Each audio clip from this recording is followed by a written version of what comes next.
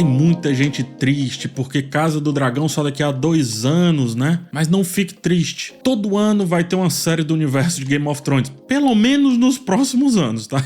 Porque agora em um ano teremos a Casa do Dragão, no outro já teremos a já confirmada Cavaleiro dos Sete Reinos, adaptada de uma série de contos que George Martin escreveu há muito tempo, entre um livro e outro ali das Crônicas de Gelo e Fogo. Como a Casa do Dragão tá bem alta e eu quero apresentar essa futura série, abordar tudo que pode vir dessa história, quais as forças, as fraquezas, as oportunidades, enfim, conversar um pouco sobre Cavaleiro dos Sete Reinos e também trazer tudo o que já temos até agora, tá? Reforço que não darei spoilers drásticos das histórias dos livros, dos contos mais precisamente, mas alguns assuntos vão precisar ser abordados e aí eu vou precisar revelar algumas questões que são rapidamente reveladas ali no livro, que eu acredito que não vai ser fruto de grande mistério na série. De cara, eu peço logo que você deixe um like e também a sua inscrição, bem como dê uma olhada na descrição, porque tem link para o financiamento coletivo do meu segundo livro, Roteiro Falado da Casa do Dragão, com os textos que eu fiz aqui para a segunda temporada da série, tá? E textos extras também, então dê uma olhada aí. Vamos lá.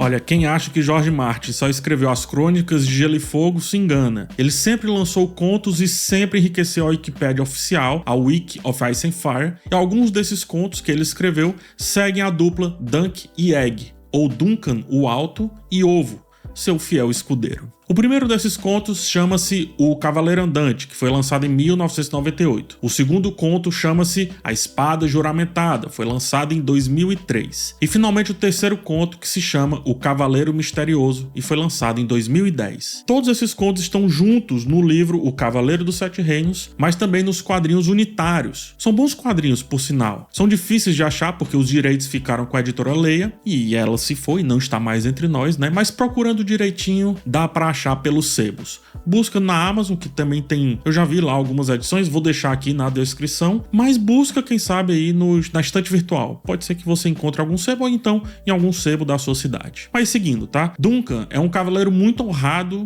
mas não é de origem nobre. Na verdade, ele é quase cavaleiro por acaso, depois que seu senhor morre e ele toma o seu lugar num torneio que estava por iniciar. Egg, por sua vez, é um jovem que tem esse nome porque tem a cabeça raspada. Não sou eu, tá? Ele segue Duncan como sendo seu escudeiro e guarda um segredo que logo é revelado ali já no primeiro conto. Ele é um Targaryen e acredite, ele é mais um Aegon. Seu pai, Maekar, aceita que o jovem seja escudeiro de Duncan e viva escondido ali para aprender sobre o mundo, para ter outra visão sobre o Westeros e por aí vai. Lembrando que é um tempo de relativa paz, depois da rebelião Blackfyre, cerca de 100 anos antes dos eventos de Game of Thrones, e fica bem entre Game of Thrones e a Casa do Dragão. Sir Duncan, por ser um cavaleiro que não vem de uma origem nobre, como eu disse, precisa trabalhar. E por isso ele é um cavaleiro andante. Ele vai pelos caminhos de Westeros, buscando trabalhos e tentando se livrar dos vários problemas nos quais se coloca. Ou ele, ou Egg. Conhecido material base, eu volto a falar sobre ele, mas agora deixa eu falar um pouco mais sobre o que sabemos até agora a respeito da série. O que sabemos até agora é que o seriado já tem a primeira imagem, tem os 2 atores que farão Dunk e Egg e tem previsão de lançamento para o segundo semestre de 2025. Pelas notícias, talvez no último trimestre, mais precisamente. Mas eu acredito que isso pode mudar. A série já tinha começado as filmagens e parou por conta da greve dos roteiristas, então por isso que eu acho que ela não vai ficar perfeitamente sincronizada com a Casa do Dragão. As filmagens voltam agora em agosto, setembro, por aí. Duncan será vivido por Peter Claffey, que é ator, mas também foi jogador de rugby. E esse é um momento propício para dizer que o apelido Duncan o Alto não é à toa. Segundo o irmão Diego, que o mediu quando estava lá em Vila Velha, o cavaleiro tem quase 2 metros. 1,97 m mais precisamente. E segundo seu antigo senhorio, ele é largo como uma parede de um castelo e lento como um boi. Dexter Saul Ansel, que viveu o jovem Corellianus Snow lá no excelente prelúdio de Jogos Vorazes, a Cantiga dos Pássaros e das Serpentes, irá interpretar o pequenino Egg. Bom ator, diga-se de passagem. E se Duncan é o alto, sua inocência também passa na frente da sua inteligência. É aí onde entra o Dexter Saul, que terá que fazer um jovem muito sagaz, no caso o Egg. tanto para se esconder da sua origem Targaryen, como também para entender como pequenos eventos podem ter grandes influências na política de Westeros, obviamente, no reino. O seriado será escrito e produzido pelo próprio George Martin e também por Ira Parker, que produziu a primeira temporada de Casa do Dragão. Ryan Condon, que é o grande cabeça por trás das 2 temporadas de A Casa do Dragão, e o Vince Gerards, que é produtor executivo da série, vai voltar aqui para esse cargo, e o Ryan Condon também assumirá como produtor executivo de O Cavaleiro dos Sete Reinos. Tudo isto dito, deixa eu falar agora sobre as oportunidades e os desafios que eu acho que a série terá que enfrentar. Praticamente, O Cavaleiro dos Sete Reinos é uma história vista de baixo, ou seja, é uma história dos comuns que vai aos poucos escalando, né? Algo que a gente tá vendo muito bem, apesar de pouco, na segunda temporada de A Casa do Dragão, e que eu acho que pode ser mais vista aqui na série Cavaleiro dos Sete Reinos. Eu acho que isso é uma grande oportunidade que temos de caminhar um pouco pro Westeros. Eu já joguei bastante RPG de Game of Thrones, e uma coisa muito bacana é conhecer que cada cidade tem uma história, cada cidade tem uma cultura, uma mitologia acontecendo, costumes locais, e eu acho que Cavaleiro dos Sete Reinos pode nos trazer isso, né? A história das cidades, a história das estradas, dos pequenos acontecimentos que têm grandes repercussões e por aí vai. Duncan, ele nasceu na Baixada das Pulgas, ele viveu órfão. Egg é um jovem esperto, como eu disse, mas também é chato e muito carismático ao mesmo tempo. Então essa união é uma força muito grande ali dos contos, que permite uma abordagem pouquíssimo comum das séries no universo de Gelo e Fogo. Eu gosto de dizer que muitas histórias parecem com os caminhos que a área pega quando vai para Essos, só que aqui, nesse caso, em Westeros. O problema que isso traz é que, na minha visão, né, para as aventuras funcionar, é preciso andar. Ou seja, tudo bem que a série pode criar vários núcleos, quem sabe até um núcleo da monarquia, mostrando como uma coisa interfere na outra, mas via de regra, os contos eles são localizados nos dois, né? O Dunk e o Egg. Mas os dois nunca são localizados, nunca são estacionários, isto é, eles estão sempre indo de um lugar para o outro.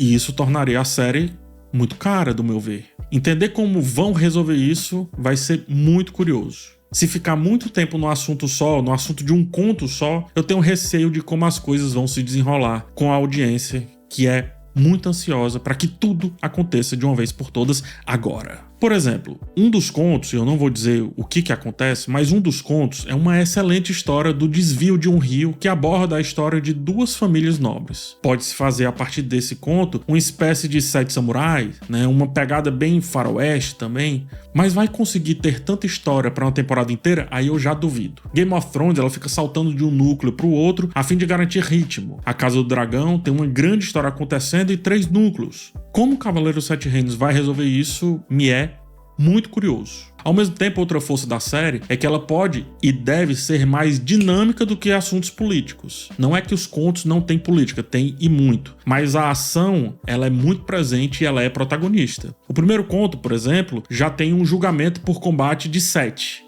Em vez de um cavaleiro enfrentar o outro, são 7 cavaleiros contra 7 outros cavaleiros. Não é fácil fazer isso, mas jogar uma dessas logo na primeira temporada pode fazer a série ir muito bem com o público mais afoito, digamos assim. Outra coisa que pode ser feita é ficar indo e vindo, né? Passado e presente. Mostrando Duncan na Baixada das Pulgas e relacionando com os feitos lá no seu futuro. Uma parada meio Quem Quer Ser um Milionário, talvez?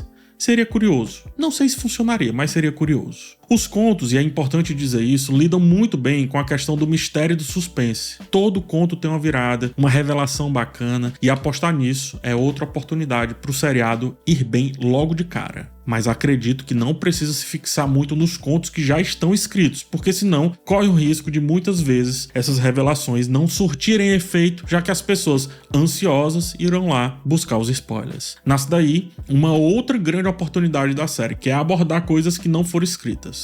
Os 3 contos já estão aí, mas tem muito tempo entre eles, e depois do terceiro conto não se falou mais em Duncan, não se falou mais em Egg, até que eles já estivessem lá, digamos assim, na alta sociedade de Westeros. Então tem mais coisa ainda para acontecer, e inclusive nessa alta sociedade de Westeros a gente sabe muito pouco sobre os dois.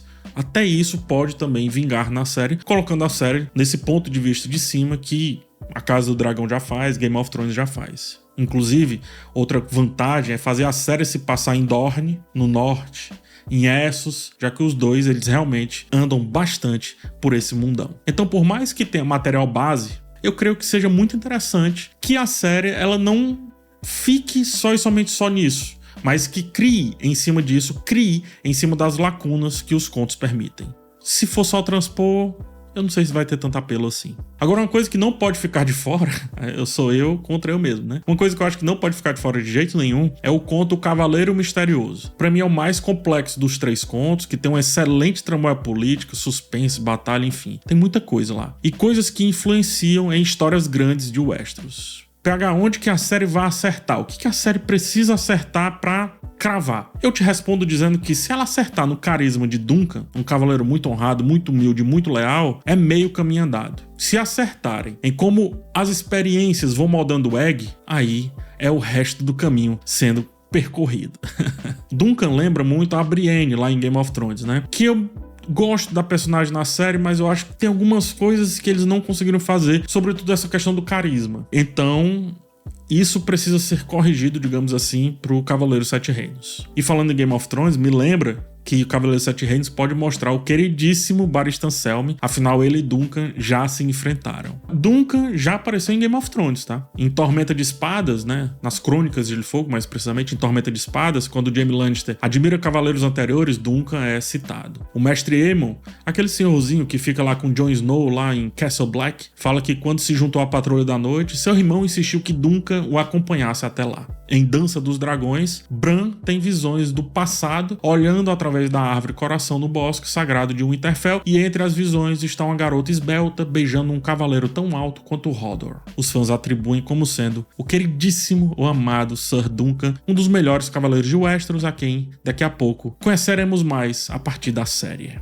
Por enquanto é isso, senão eu posso começar a dar spoilers que venham estragar a experiência de vocês. Mas saibam que essas aparentemente simples aventuras da dupla Dunk e Neg resvalam muito em Game of Thrones como conhecemos. Eu acredito que terei outras oportunidades para falar sobre a série, e até lá a gente vai se vendo ao longo dos vídeos. Aproveito para te pedir o like, sua inscrição e, se possível, que dê uma olhada no financiamento coletivo do meu livro. Um forte abraço em vocês e tchau!